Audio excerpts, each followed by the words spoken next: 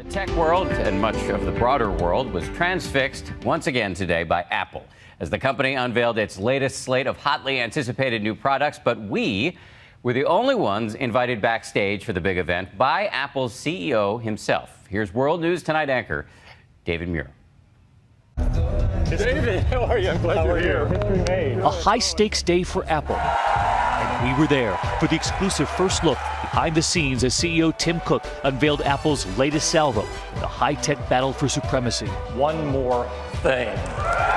Just moments before Cook unveiling the Apple Watch with a sleek video celebrating the bling and beauty of it all, the company's first brand new product in 4 years. Today, we are launching the biggest advancement in the history of iPhone. There have long been questions about when Apple would innovate again, when they would introduce the next product. And tonight, they have. Tim Cook backstage with his own Apple Watch. The Apple Watch. Is this the moment for you, the moment of your career at Apple? You know, this is a moment for Apple. I don't really think about myself that much, but it's an incredible moment. I think it shows innovation is alive and well in Cupertino. In the same room where his former boss and mentor, Steve Jobs, unveiled the Macintosh computer 30 years ago.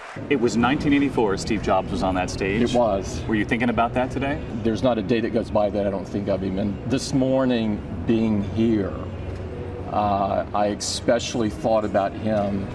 And I think he would be incredibly proud to see the company that he left us, which I think was one of his greatest gifts to mankind, was the company itself, be doing what it's doing today. Apple again showing how it stays ahead of the increasingly intense competition. The smartwatch combining health and fitness monitoring. Are you closer to your goal? Very close. Right now we only did 50 seconds of running. 50 seconds, you've burned 5 calories. And tonight here, the first tweet ever from an Apple Watch. You'll actually be able to send voice-activated tweets from your Apple Watch, and we're going to give it a shot. How fun it is to send the first tweet ever from an Apple Watch, period. See you tonight, period. Tonight, that tweet has been sent. And look at what else it can do. So the faces of your friends actually come up on the watch. Yes, so you just tap on them, and then you can communicate with them like you always do with messages or answer a phone call. Even your blood pressure, your heartbeat. I can actually feel your heartbeat. Yes. Through your watch. Yes, you can. So show me how we do this. So I just put my 2 fingers here, and then I'm sending that to my friend who's wearing a watch. The day of stagecraft didn't end there. These are the new iPhones. Cook's unveiling of the iPhone 6, 4.7 inches, and the iPhone 6 Plus, 5.5 inches, and thinner than its previous versions. And there's something else it can do, because today, Apple also announced Apple Pay. You can hold your iPhone or your Apple Watch at the checkout. No credit card needed. It's interesting. I read the headlines going into today, and there were a lot of people who said Tim Cook is going to walk onto that stage and kill the credit card. Did you? I think that we put a dagger in it. But in an age where everything can be shared, intentionally or not, should we be worried about privacy?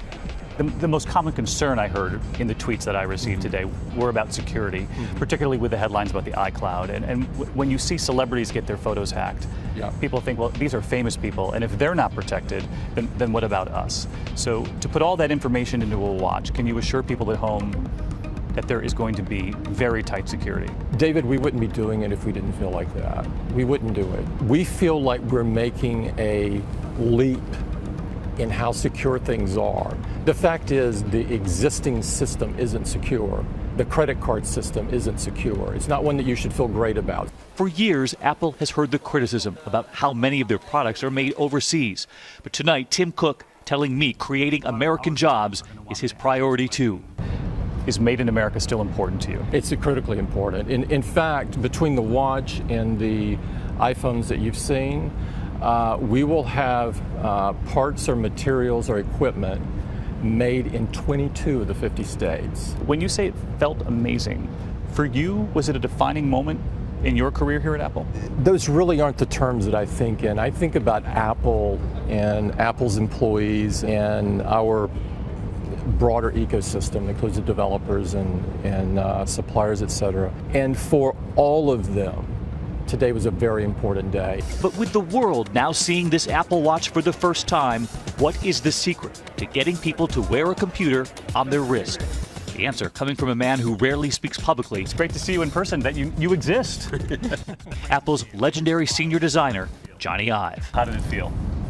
It felt good. I mean, it's a shocking transition when you go from, we were working on this for 3 years, and it's a relatively small team. So it's a big transition from us, from working quietly together on something to then suddenly millions of people know what you're doing. That watch will have millions of design combinations. People say you have led the charge when it comes to making this watch something that people want to wear. Well, I mean, I've been lucky enough to be part of the design team for a long time now, and we've always tried to make products that people don't begrudgingly use, but that they want to use. And I think that the bar for that is very high when it's something that you wear, and it's something that you're going to wear all day, every day. And so we worked extremely hard to make it an object that would be, one, it would be desirable, but it would also be personal, because we don't all want to wear the same watch. That applause extending across the country. Outside this Apple store in New York City, a married couple lining up days ago. This will be our 8th day. A patient band of early birds in for the long haul. The new products won't be on sale for weeks. Hopefully we can get out of here sooner rather than later. Before the 19th? Yeah. But we're thinking it'll probably be 10 days from now. Cook's final thoughts on a game-changing day that he says would have made his mentor beam. You told me you began designing and developing this watch after Steve Jobs died. Do you think he'd be smiling at what you announced today? I think of him every day, and I miss him dearly. But today, I think he's smiling. For Nightline, I'm David Muir in Cupertino, California.